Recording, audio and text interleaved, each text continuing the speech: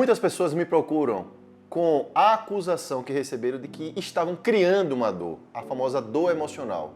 E eu queria dizer para vocês, existe dor emocional? E se existe, o que fazer para tratar essa dor emocional? No vídeo de hoje eu vou trazer para vocês a explicação de como aparece e se ela existe e como ela pode ser conduzida e tratada em relação à dor emocional. Muitas vezes a vida nos traz desafios em que a gente tem que convencer outra pessoa daquilo que nós estamos sentindo.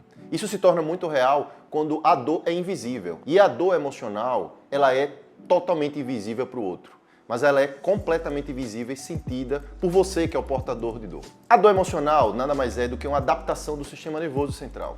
Toda vez que um paciente tem uma dor crônica, significa que ao longo da vida ele foi submetido a várias dores agudas. Vou pegar um exemplo prático. Alguém tem uma lesão no nervo que dá força e a sensibilidade na mão, porque digita muito, porque segura muito o celular, porque eventualmente trabalha mexendo o punho. Inicialmente, aquela dor é chamada aguda, porque é uma lesão do nervo e a mão começa a doer, formigar, arder, alfinetada, a gente chama isso até de síndrome do túnel do carpo. Porém, se você não resolver o problema em 1 mês, em 2, em 3, o seu cérebro vai entender que aquilo dali é irreversível, é intratável, e ele vai ter que aprender a conviver com aquilo dali. E ele vai cronificando a dor.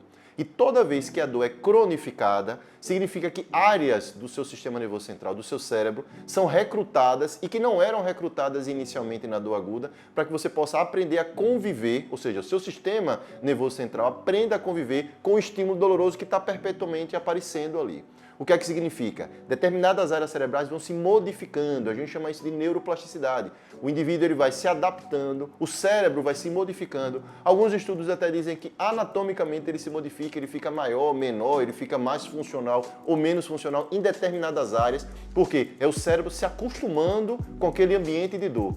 O cérebro então cria atalhos para que aquela dor possa ser percebida de uma maneira mais rápida, mais fácil, mais duradoura, estimulando a pessoa que sente dor a resolver o problema. O cérebro vai criando atalhos e ele vai se modificando para ficar bom em sentir dor. Esse é o princípio da dor crônica. E por que eu estou falando de dor crônica quando o assunto é de dor emocional? Porque dor emocional, a dor que é dita emocional, é porque em condições que o indivíduo está com alterações comportamentais, está mais ansioso, está mais deprimido, está dormindo mal, eventualmente teve um estresse, um trauma agudo ou crônico, inclusive traumas e estresse do passado. Muitas pessoas têm traumas ali na adolescência, traumas graves, e só vão sentir dor 5, 10 anos depois, porque lembram daquele momento estressor. Por quê?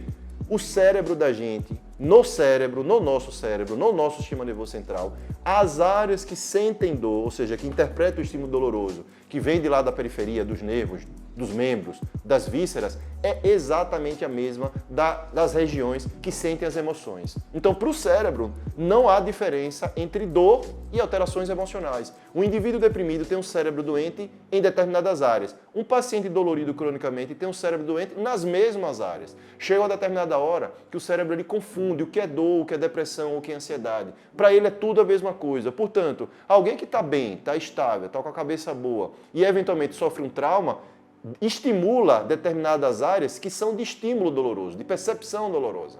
Por outro lado, alguém que esteja perpetuamente com dor, suponhamos você tem ali uma dor lombar crônica, porque você tem uma hérnia de disco, porque você tem uma artrose de coluna, ele vai estar estimulando áreas que alteram o padrão comportamental. Então, um paciente com lombalgia crônica, toda vez que vai dirigir, que vai sentar, que vai passar marcha, só de lembrar que ele vai ter que ficar 6 horas dirigindo, que ele vai ficar 8 horas dirigindo, que isso dá dor nas costas, ele começa a ficar triste, ele começa a ficar frustrado, ele começa a ficar fadigado, começa a ter um cansaço exagerado, ele não consegue entender por que ele está indisposto, por que ele não consegue mais produzir do jeito que ele produzia antes. Isso é muito simples de explicar.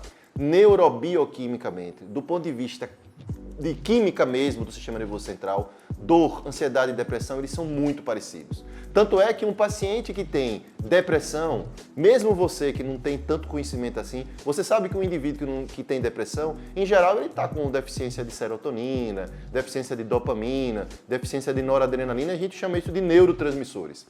Então, quando você usa um antidepressivo, você melhora para o seu cérebro a disponibilidade de serotonina, de dopamina, de noradrenalina, de acetilcolina e etc. Um paciente portador de dor também tem alterações na serotonina, na dopamina e na noradrenalina. O que é que significa? O paciente que está sentindo a dor e que foi rotulado como emocional, ele de fato sente dor. Ele não está inventando, ele não está criando para impressionar alguém, ele não está criando aquela dor para poder ganhar um benefício de INSS. Ele sente aquela dor, só que aquela dor é neurológica, é neuropsíquica. Você não vai ver essa dor acontecendo numa ressonância, você não vai ver essa dor acontecendo num exame de sangue, numa ultrassonografia ou em qualquer exame. Porque eu desafio você a me dizer qual é o exame que diz que seu cérebro está deprimido.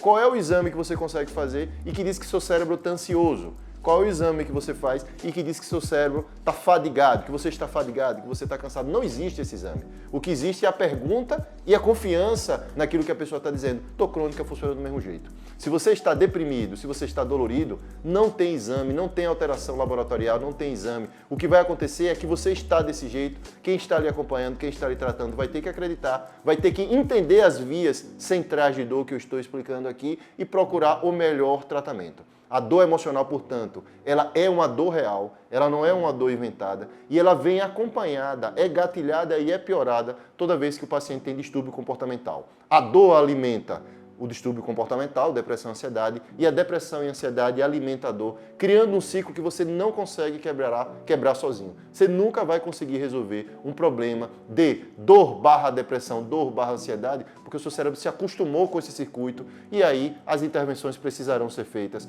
com a ajuda dos profissionais de saúde, do médico, do fisioterapeuta, do nutricionista, para você quebrar esse ciclo e aí você deixará de ter essa dor que piora toda vez que você está emocionalmente instável. Dor emocional é real.